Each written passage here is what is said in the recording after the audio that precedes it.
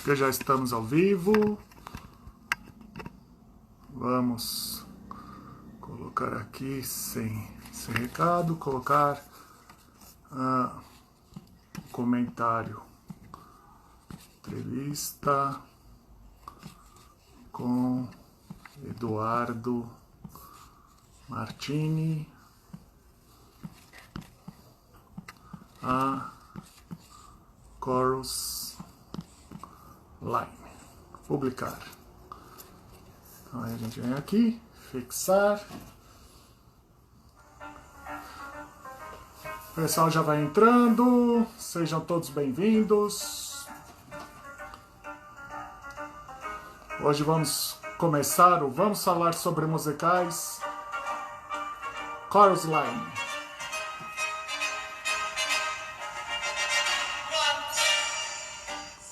Edu já chegou, vamos colocá-lo na live.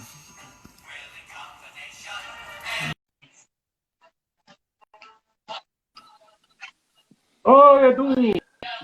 E aí, querido? Tá ouvindo? Te ouvindo super bem. Você tá me ouvindo? Tô ouvindo. Mas você consegue ouvir a música de fundo? Claro! Sentimento estranho, cada passo que ela dá. Sentimento da onde quer que ela vá. Esqueci a letra. Não tem problema. Já são quase 40 anos. Ontem, quando eu estava fazendo a postagem, eu falei, meu Deus do céu, já são quase 40 anos. 84. 84, 85. Você pegou a temporada do Rio, né? Que foi em 84, mas o pessoal que começou em São Paulo foi em 83. Já estamos quase comemorando 40 anos. Exatamente. Edu, deixa eu perguntar uma coisa, enquanto o povo tá chegando. Por que aqui em São Paulo, por que aqui no Brasil resolveram tirar o A do A Chorus Line? Só ficou Chorus Line. Você sabe? Querido, eu não sei. Quando eu cheguei, na verdade, a minha entrada no Chorus Line é muito louca, porque eu estava fazendo uma novela do Benedito Rui Barbosa, que voltei para você, e eu não sei como o Walter Clark chegou a mim. E eu fui o único ator que não fez teste para fazer Chorus Line. Eu fui indicado para fazer. Aí, quando eu fui fazer só um teste de canto, eu fui tentar saber se eu conseguia pegar a nota que o marido da Desafinada fazia, com a Regina Restelli. E sim, mas você vai estrear como bailarino que erra tudo. E o Daniel Filho foi muito legal, que a gente estava no Hipopótamos depois da estreia. O Daniel veio falar comigo e falou, você é genial. Eu falei, eu não fiz nada, eu só errei o braço. E aí acabei fazendo o Alan, que era o marido da Desafinada, acabei fazendo o Bob, que era o melhor amigo da Sheila, que o Ricardo Bandeira fazia, e o Paul, que era o papel principal porto-riquenho que quebrou a perna. Quebrava o joelho. E não participa da seleção final, né? Da seleção final, exatamente. Exatamente. Quem fazia era o Thales Panchacon, meu amigo querido, um ator maravilhoso, lindo, que infelizmente já está no andar de cima, não estaria passando por essas loucuras todas, né? Mas foi muito legal. Desculpa. Pode concluir. Foi muito bacana. Não, o que eu queria falar é que a gente está falando, né, de quase 40 anos de espetáculo, a gente está falando de alguns colegas que já estão no andar superior, né? Mas a gente precisa, é algo que aqui acho que fica um pouco falho no nosso país, é a preservação da memória, né? Para eu conseguir fazer a matéria escrita, foi bastante penoso. Não tinha muitos lugares em que falam sobre o espetáculo. Para encontrar todos os nomes dos elencos, foi difícil e acredito que deve ter algum faltando. Eu imagino, porque, na verdade, queridão, o que falta nesse país é uma coisa chamada educação, né? Falta a educação que vem de casa e o ensinamento que vem dos professores. Quem educa é pai, quem ensina é professor. Então, essa equação já não foi entendida, eu acho. Nós não temos praticamente em São Paulo quais os críticos de teatro que tem. Né? A primeira coisa que fazem quando veio a pandemia foi cortar todos os críticos de teatro. O Dirceu, Bruno Cavalcante. O Bruno Cavalcante é o único que está ativo em São Paulo, muito ativo, e o Miguel Arcanjo Prado, que não tá, que o UOL não publica mais. Quer dizer, como é que você quer ter resgate, né? ter lá registrado uma história se as pessoas não dão valor a essa... Não é valor à cultura, a cultura está falando muito ruim. As pessoas estão confundindo muito a palavra cultura. Mas isso é uma coisa de educação, isso é coisa de lazer. Né? Quando eu comecei a fazer a Neide, por exemplo, e eu fui numa palestra de incentivo que eu fiz na PUC, um dos professores falou, você sabe que a comédia traz saúde? E eu fui me surpreendendo com essas histórias todas. Então, a gente não tem um ministro da cultura, a gente não tem ninguém referente à cultura, e não é um técnico que vai resolver, é uma pessoa que seja muito apaixonada, como você é, como eu sou, como tem muita gente que é por cultura, que vai fazer aquele resgate página a página, sabe, fazer um montinho. Porque não é de uma vez que você... Não é patrocinar um espetáculo de 5 milhões que você faz cultura. Porque o espetáculo não se sustenta. As pessoas não têm dinheiro para pagar. Então, eu imagino que você deve ter batalhado muito, porque a gente não tem... Em Nova York existe o Playbill, né? Que é aquela revistinha, que você encontra qualquer coisa que você queira. Aqui, quem que faz isso? Eu sei que no Rio de Janeiro tem várias pessoas que tentam batalhar, fazer acontecer, mas, infelizmente, as pessoas acham que a cultura, quer dizer, quem tem mais seguidor, graças a Deus essa história está acabando, quem tem mais like, quem tem mais não sei o quê, são as pessoas que expõem a sua vida pessoal, né? O sexo que faz, expõe como é que você está se separando, como é que você está voltando, quem você transou, de uma maneira muito... Fica algo muito superficial, algo muito raso, né? Isso não é cultura. Isso não é cultura. Não. Isso é... O povo gosta de ser muito voyeur, sabe? O Silvio de Abreu, quando eu fiz o Deus nos Acuda, uma novela com a Dercy Gonçalves, tinha uma cena que acho que a Cláudia Raia ia suicidar a Maria, e eu falava, lá, dona Celestina, todo mundo olhando, ninguém faz nada. Ela falou, o brasileiro adora olhar para uma desgraça, mas colocar a mão ninguém quer. O Silvio de Abreu já falava isso. Então, as pessoas são muito voyeuras, as pessoas gostam muito de ver, de olhar, de comentar. Né? Basta ver que pessoas apanham na rua, as pessoas filmam, mas não vão lá apartar briga. Né? Isso é uma coisa que para mim não entra, é uma loucura. Mas... Carlos Lara foi incrível. Foi incrível. E o que eu ia falar para o povo de agora, né, digamos, para os amantes de musical de agora, né, acham que o musical já foi criado assim, com todas essas facilidades, com todos esses efeitos especiais.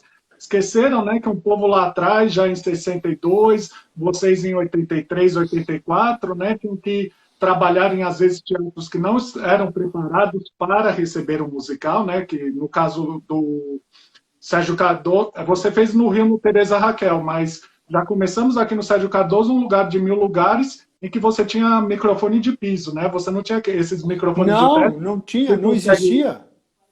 Ainda não existia isso. Os microfones eram metralhadora. A gente tinha o 0 ao mais 9 e do 0 ao menos 9. Então tinha microfone no 0, no 2, no 4, no 6, no 8 e tinha microfone no 0, 1, 3, 5, 7, 9. Então a gente, na fila toda. E a gente cantava, não, aqui no Rio não com orquestra porque não cabia, mas a gente cantava com playback no gogó.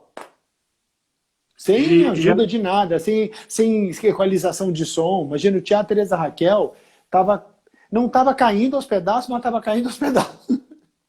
Que é uma pena, né? Também é um teatro que teve tantas montagens boas que, né, agora, tudo bem, foi reformado lá pelo pessoal da Brainstorm, né? Virou o Teatro Net, agora Teatro Claro, mas é aquilo que a gente estava falando, né? A nossa história vai sendo assim, desmembrada, vamos perdendo, né? E não falando de mim, mas, né, se eu não trouxesse essa matéria, se eu não passasse a conversar com você e com seus outros colegas de elenco, daqui a uns 20, 30 anos a gente não ia ter mais nenhum registro. 20? Eu não Não, consegui registro nenhum filmado. você está sendo generosíssimo. 20 anos não. Daqui assim, o Wilker e a Marília Pêra morreram, ninguém mais fala neles. Há 4, 5 anos? 3, 4 anos? Então, assim, não se tem mais memória. Bibi Ferreira, Paulo Gracindo, ninguém sabe quem é. Essa nova geração é muito formada para fazer sucesso, para fazer fama, para ter dinheiro, não para fazer sucesso. Então, o que eu acho é que daqui a 10 anos não vai ter mais ninguém que está hoje aqui, porque eles não têm nenhuma formação. Aí chega na hora, compra uma casa, compra um carro blindado, vai viajar, posta foto, faz 10 plásticas, tá tudo tranquilo. O trabalho mesmo acaba se perdendo, entendeu? Porque você mediar essas duas coisas, entre o seu trabalho e o sucesso e a fama e o dinheiro, é muito difícil. Né? Uma das pessoas que consegue, acho que um pouco fazer isso é a Ivete Sangalo. O nível dela fica sempre, ela sempre tem uma surpresa, sempre tem uma coisa bacana, sempre tem alguma música que ela vai fazer com o Gilberto, Gil, ou com o Caetano, ou com não sei quem, ou com, sabe, ou com o Roberto. Sempre ela é uma pessoa que transita em muitos lugares, né? E eu acho que isso encaminha ela para quando ela fisicamente não aguentar mais sair num trio elétrico durante 7, 8 horas, porque realmente é uma loucura, apesar dela ser uma atleta e ser uma pessoa incrível. Então, assim, essa preparação de você chegar lá, né? De você chegar com 60, 70, 80 anos, você tem que preparar o trabalho muito antes. O trabalho do ator, o trabalho do cantor, o trabalho do autor, né? O que você vai fazer, como você vai fazer, de que maneira você vai fazer. Sabe? Eu, na verdade, não é que eu deixei de fazer musical, eu verti a minha carreira para comédia, para as coisas, porque o musical começou a exigir primeiro que é uma panela, e as coisas começaram a ser imitadas de uma maneira muito... onde a criatividade fica longe, sabe? Entendi. É só uma repetição. É muito fácil, né, querido? A gente pegar um dinheiro, ir lá, pegar uma peça, trazer e fazer sucesso. Porque é uma Bíblia. Né? Você tem eu quero ver fazer sucesso aqui, como o Kleber Montanheiro fez agora com A Pequena Notável. Sim, musical com certeza. Brasileiro, que fez a ponto do Fagundes querer patrocinar uma peça que ele não tá. Você entendeu? Então, eu acho um teatro gigantesco. E tá lotado, todas as sessões. Exatamente, exatamente. Eu acho que, na verdade, era o que eu torço assim, para o Brasil entender, virar o olho, né, para essas peças nacionais. Né? Nossa, tem tanta coisa, né? O Bem Amado, o musical que eu vi com a Marília Barbosa meu Deus do céu, Paulo Gracindo no palco. Aí você tem, né? Aí vem o Dilúvio, cara. Se bem que o Dilúvio é mexicano-argentino, se não me engano, não é brasileiro, né? É italiano, mas foi montado por um argentino aqui. O produtor foi um argentino. Tá. E ele trouxe, né? E aí, lógico que os técnicos, todos brasileiros, mas... eu achei que foi, eu me confundi. Né? Ou seja, sai do eixo Estados Unidos e Inglaterra. Que já é uma coisa, né? Gigantesco. Que já é uma coisa. Eu acho que essa criatividade não é que falta, eu acho que é porque quando o foco quando a mira é muito nova-iorquina, então você não tem como fazer. Eu morei em Nova York, eu estudei em Nova York, eu fiquei de observe no Actors Studios, porque o meu inglês não era, eu tive aula com a Ellen Burstyn, eu tive aula com a Geraldine Page, mas elas falaram para mim, o seu inglês não é suficiente. E eu falava fluente, estava estudando inglês, estava fazendo, mas não adianta. Não tem como fazer. Então, assim, quando a mira fica muito lá, você acaba vivendo problemas de lá. Né? Problemas, situações, a dramaturgia de lá. Então, já tem bastante tempo, aliás, bastante tempo, que eu estou fazendo na dramaturgia nacional e cada vez mais apaixonado pelos autores, sabe? Bruno Cavalcante, que além de crítico escreveu 3 peças para mim. Isso, que você estava agora cuidando, né, da parte teatral, né, do União Isso. Cultural, que infelizmente por causa dessa pandemia teve que ter né, uma parada, mas estava já até com uma peça sobre a história do Clodovil, não era? Que o Bruno ia fazer para Sim, o você? Bruno escreveu e eu estou começando a ensaiar. Já comecei a ensaiar o Clodovil para quando tudo voltar.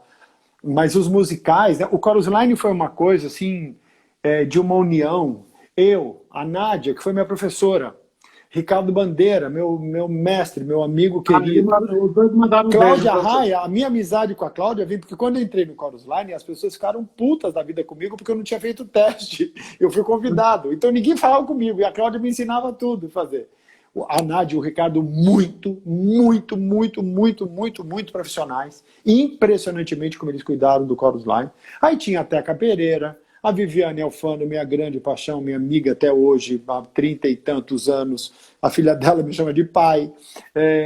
A Teca, o Gazola, meu Deus, Rita Renha, Ah, meu. Kátia Bronstein, Carola Monticelli. Ai, eu vou esquecer alguém. Mas tem uma história do Gazola que eu vou te contar, que Conta. você vai cair para a Teca. Pereira é muito Sim, baixinha. quem faz o Tinha papel uma da hora, Conde, né? Aí tinha uma hora que a gente tinha um cesto de vime que a gente tirava o chapéu para começar a fazer um sentimento estranho, cada passo que ela dá, parará, um pá. E a gente, a Márcia Albuquerque ficava discutindo com o diretor, né? Aham. Porque eles estavam numa briga de Sim, casal, uma que era peça. o. Aham. Ai, meu Deus, como é que é o nome Mas dele? quem era o Até diretor? faleceu já. O Luiz Quem, Carlos quem, quem... Buruca foi um, Ah, e tá, sim.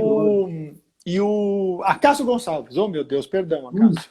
Esqueci, me fugiu o nome dele. Enquanto a Márcia ficava na frente, a gente ia no coisa pegar o chapéu. E o Gazola, tinha uma fila para pegar o chapéu para a gente ir para frente. Eu peguei o chapéu e fui para frente, olhei para trás. O Gazola estava colocando a Teca dentro do cesto. Dentro do texto. Ai, meu Deus do E aí a céu. gente vai para a filha. Quando eu olhei, estava faltando lugar na Teca. Daqui a pouco ela sai de dentro. E Querida, você tinha que não tem entrar todo no ideia. ritmo, né? Tinha que entrar numa Nossa, você não sequência, tem ideia. não podia Você não faltar. tem ideia. Ela abriu, ó, pegou a coisa e falou, desculpa. E saiu. Você não tem ideia das histórias que tinham lá. Você não tem noção. Era assim, era muito concentrado. O Teatro Teresa Raquel tinha muita barata.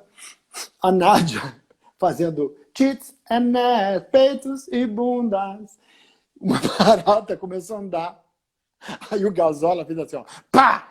Com o pé e ficou para frente. Eu tentei matar a barata, ficamos você imagina lateralmente, todo mundo na fila, assim, ó, porque tentando matar a barata, e a Nádia com um olho desse tamanho, com pânico de barata.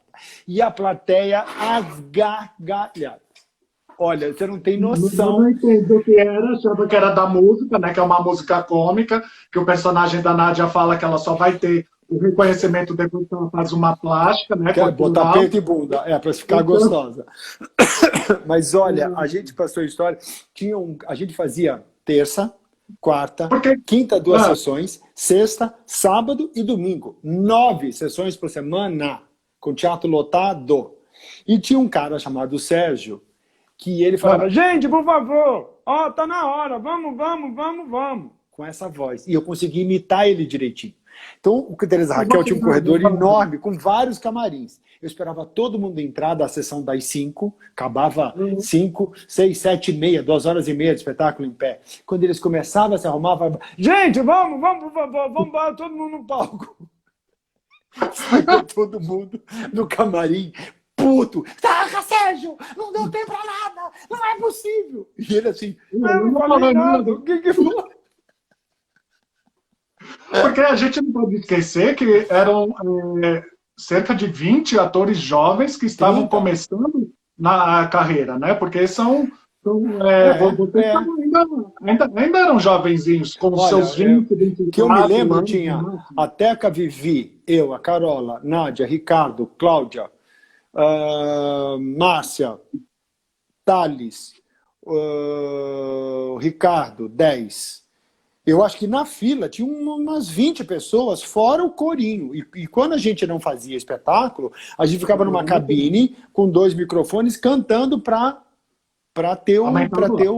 aumentar o volume de fora, entendeu? Lá do palco, entendeu? Então era... Eu, por exemplo, foi a primeira coisa que aconteceu. Eu sempre fui muito... Não é atirado, mas eu usava uma touca de lã vinda dos Estados Unidos. Teatro Teresa Raquel, Rio de Janeiro, pegando fogo. Eu tinha ferida no couro cabeludo. Cheguei pro Walter e falei, eu não vou usar mais essa touca, não. Não, mas Eduardo, Walter, eu tô com ferida na cabeça. 2h30 em pé, numa posição que eu não aguentava mais, com a Regina Restelli. A minha cabeça coçava e tinha um monte de bolinha na cabeça. Aí eu tirei a coisa. Aí começou. É assim...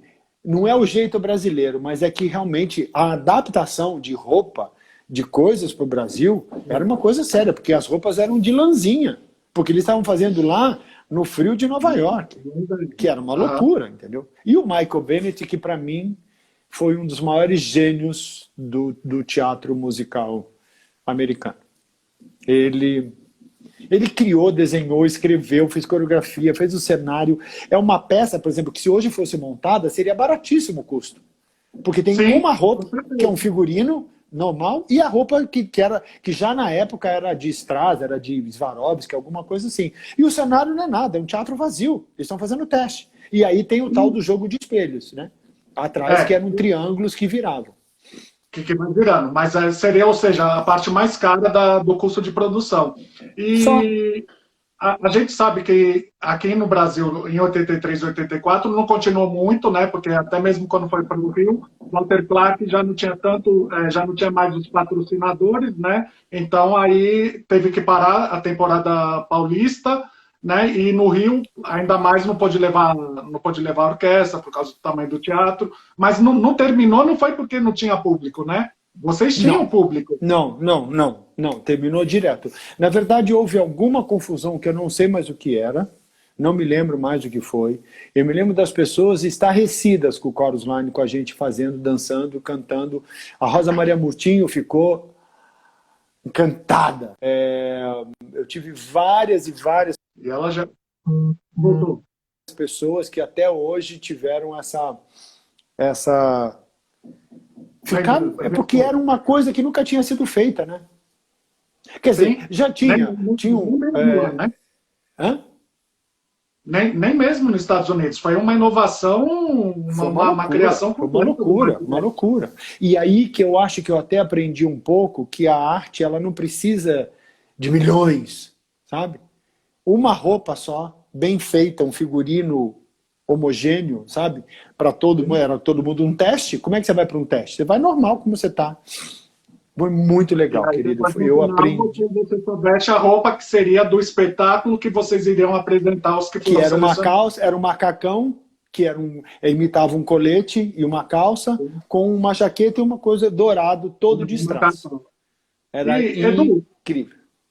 Por que você acha que não teve remontagem até agora aqui no Brasil? Se já estamos quase 40 anos, sendo que já teve Aí Vem o Dilúvio 2 vezes, já tivemos 2 de Os Miseráveis, 2 de... Eu acho que é falta de conhecimento mesmo das pessoas. As pessoas querem montar coisas nababescas. Essa coisa do A Chorus Line realmente quando eu morei em Nova York em 85... 86, nossa, as pessoas falavam, eu fui ver ainda lá, fui ver com troca de elenco, eu vi peças incríveis, eu vi Grand Hotel, que ficou quase 10 anos em cartaz, eu vi o Beijo da Mulher-Aranha. Eu acho que aqui o custo é um absurdo, isso né? As pessoas sempre procuram gente famosa para fazer, porque não acreditam na própria arte. E se não tivesse feito, eu estaria ferrado, porque eu faço as minhas coisas e, graças a Deus, eu vou muito bem. Então, eu acho que é uma coisa de você cavocar a qualidade que você tem e colocar o seu nome na mídia, né? Eu não fiz Rent, porque o Rent eu fiz o teste para fazer o travesti, mas eu precisava sair para fazer as minhas coisas, uma entrevista sei lá, no Ronivon, já tinha acabado de fazer a Galisteu, e aí não podia. Eu falei, não, eu vivo da minha cara, eu vivo do meu nome. Eu não posso simplesmente não estar... Até hoje, como produtor, em todas as peças que eu fiz, todos os atores, famosos ou não, tinham o nome no cartaz e a cara. Porque eu acho que o ator merece... Não é que merece, ele é dono desse direito, entendeu? Então eu nunca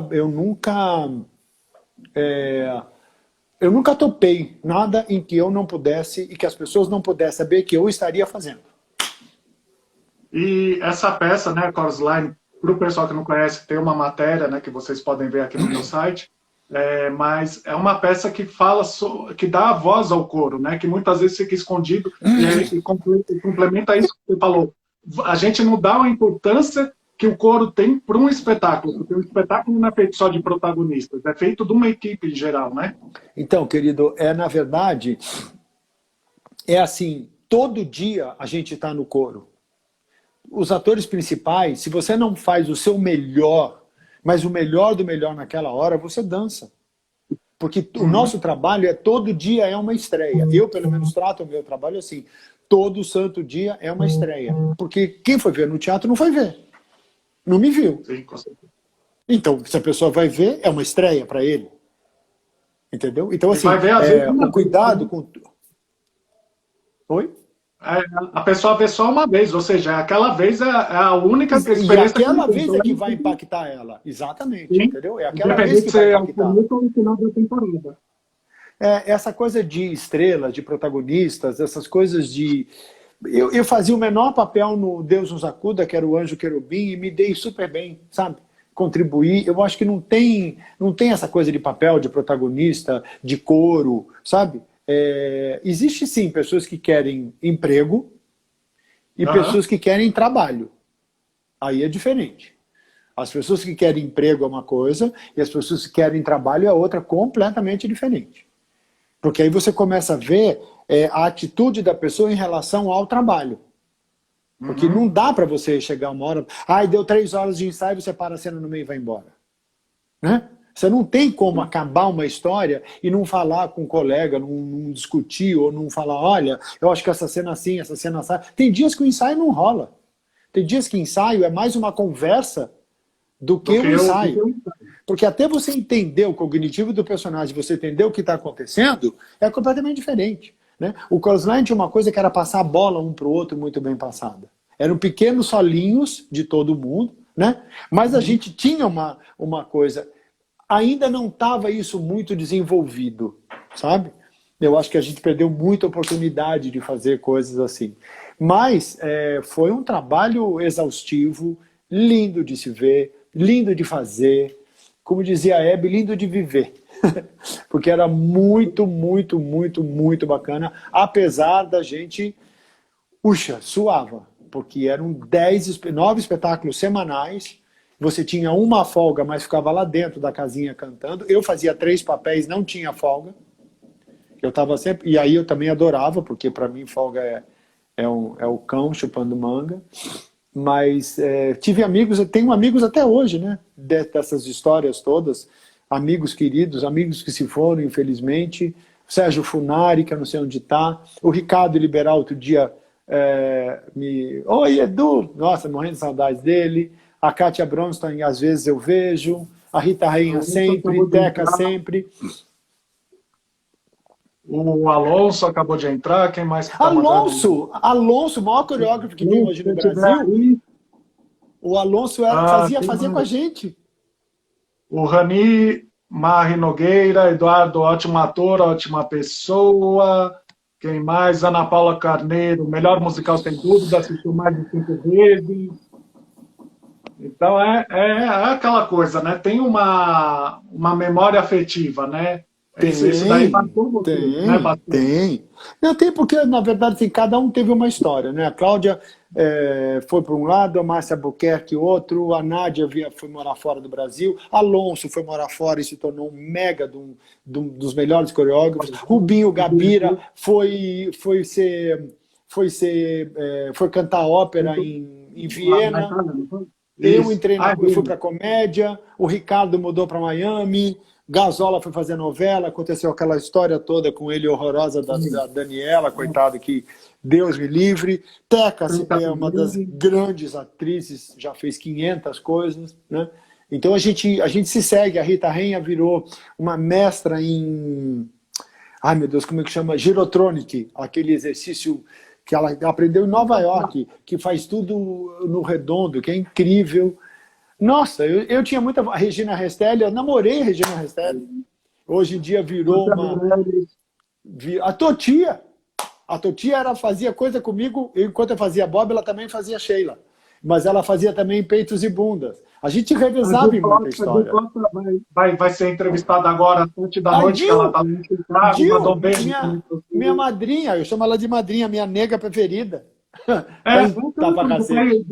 Digamos assim, foi uma Maria Lúcia Prioli também. Nossa! Vai conversar com a Maria Lúcia vai fazer infantil. Para o pessoal que está entrando, não tenho como falar com todo o elenco, né? A gente, que está encarnado, que está conosco, não tem como. A gente sabe que um musical tem muitos atores, muitas pessoas trabalhando. A gente tenta pegar assim, o máximo. O Ruben, eu vou conversar com ele mais para frente em outro musical, assim como Alonso. Então, é aquela coisa. O pessoal que fala, que acha, não chamou um, não chamou outro. A gente tenta conseguir falar com todos para que todos cada um tem um horário, é uma loucura, né? Compartilhar, né? A experiência. Nossa, é maravilhoso. Graças a Deus, eu acho que os que foram... Roberto Lima também, que está em Niterói. Roberto foi... Eu acho que, por acaso, ele é do balé de Niterói, do Balé Municipal de Niterói. Coreógrafo, diretor, alguma coisa assim. Faz tempo que eu não falo com ele. Graças a... Bom, tem amigos que já foram para o plano em cima, mas tem um monte de gente por aqui. Gente que cada um seguiu um caminho e todos, quando possível, se falam. Oi, Nanã. Eu tenho muito contato com a Nádia, com a Viviane Alfano, que é uma paixão na minha vida. A Regina Restelli, de vez em quando eu falo. Gazola, idem. Mas cada um tem uma história, né? Cada um tem uma vida, cada um tem uma... Rubinho fez outra peça comigo há pouco tempo atrás, o Chá das 5 no Rio de Janeiro. É muito legal.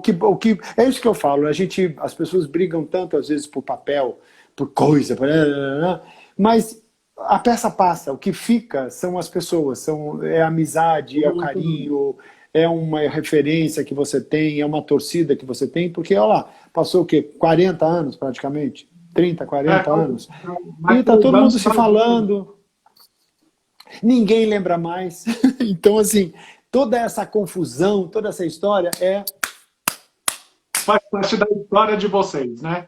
Faz parte da nossa história, mas eu digo, essa nova geração não se preocupe tanto com isso, sabe? Se preocupe com o ser humano, que a vida às vezes leva a gente para caminhos que, nossa, meu Deus do céu. São caminhos completamente diferentes daquilo que a gente imagina, daquilo que a gente faz, e o que importa é você ter essa conexãozinha gostosa com todo mundo. Com certeza. Edu, a gente está acabando essa conversa do Vamos Falar, são conversas mais curtas, né? Porque aquilo que eu te falei, como tem mais 8 colegas que vão falar, né? Se a gente começa a falar tudo no começo... Vai toda a história. Não tem história para falar, mas... Você acha...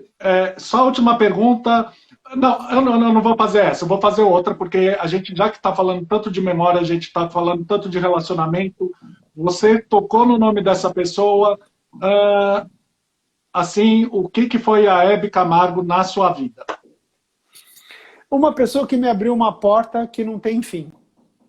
Um caminho é a Regina de Souza, quando eu saí do programa da Galisteu, por uma mentira de um diretor, eu saí do programa da Galisteu, o diretor maior teve que me mandar embora, eu falei, não tem problema, eu acho ótimo. Eu saí da porta, entrei, quer dizer, morrendo de saudade da Galisteu, né, porque a gente se dava muito bem em cena, entrei na Hebe e perguntei, posso fazer uma brincadeira com a Hebe? E a Regina falou, pode.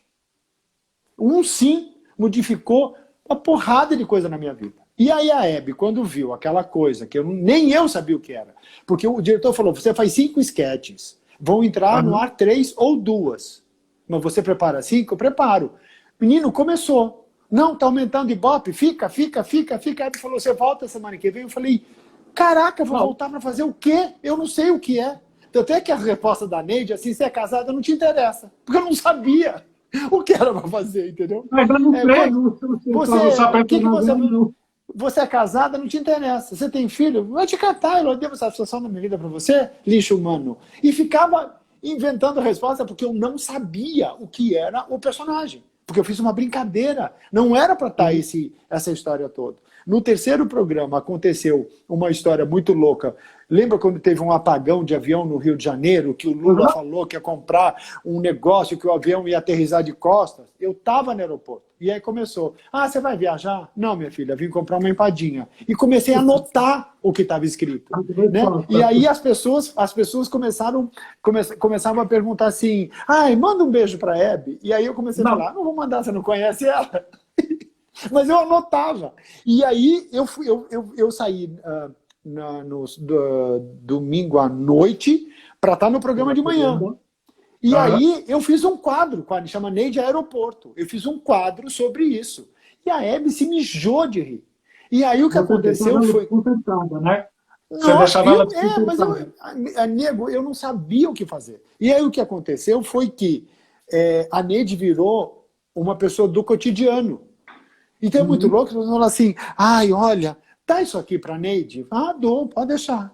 Manda um beijo para a Neide? Mando. Você não quer dar pessoalmente? Pode dar. Entendeu? Mas assim, aí, traz a Neide aqui, como se eu fosse passar na casa. Vou passar na tua casa, eu te pego, a gente vai pro frango com tudo, jantar. Gente, entendeu? E aí ficou essa coisa. São 13 anos, amigo. 13 anos. E aí na pandemia agora... espetáculos, né? Já, imagina, um personagem que faz 2 espetáculos?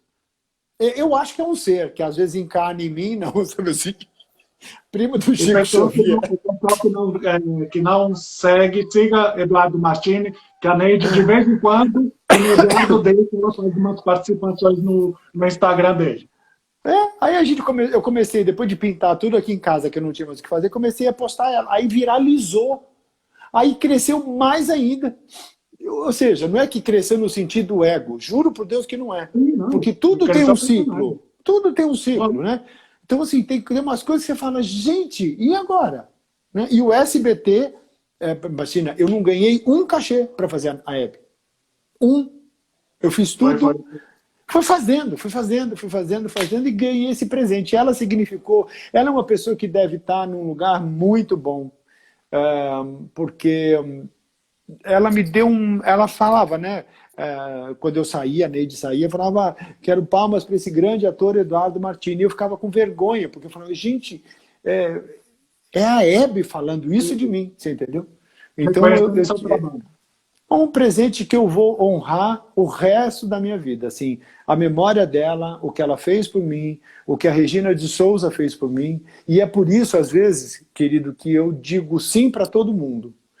E, às vezes eu me ferro, mas eu não me privo de tentar abrir a porta para uma pessoa. O que ela vai fazer com a abertura dessa porta é um problema dela. Mas a minha eu faço, você entendeu? A minha história eu procuro fazer da melhor forma possível. Pessoal, a gente conversou com essa excelente pessoa, Eduardo Martins. Tive a oportunidade de conversar com ele, acho que umas 3, 4 vezes de matéria, já fiz. A live vai estar guardada, vai estar salva aqui com uma série de, acho que são 8 colegas de trabalho que tiveram na montagem de A Chorus Line, aqui no Brasil, de 83 e 84, São Paulo e Rio de Janeiro. Agora, às 7 da noite, a gente tem a conversa com a Gil Costa, que também fez na temporada do Rio de Janeiro. Às 7 da noite, que lá nos Estados Unidos, onde ela está morando, são 5 da tarde. Então, não percam. Edu, muito obrigado pelo papo, pela conversa, pela oportunidade de conhecer um pouquinho mais. Obrigado por tudo que você divulga, teatro. Obrigado por tudo que você divulga o trabalho, divulga os atores. A gente pinça com fio de ouro. Muito obrigado por tudo que você faz pra gente, que você faz pela arte, pela cultura. Um beijo para todo mundo. Paulo Federico, um beijo, querido. Beijo para todo mundo que me viu. Tem um monte de gente que passou. Foi um prazer enorme. Meu coração está cheio de alegria de lembrar dessa fase tão legal. Que bom. Sigam o Eduardo Martini para vocês saberem, assim que a pandemia terminar, os projetos que ele tem, e bem como também ver a Neide lá no Instagram dele. Tá bom? Pessoal, até Beijo, fica com Deus. A gente volta. Vai, querido, um beijo. Manda um beijo para Dil, eu vou tentar entrar. Pode deixar que eu mando. Um beijo para você e fica com Obrigado, Deus. gente. Amém. Tchau, gente.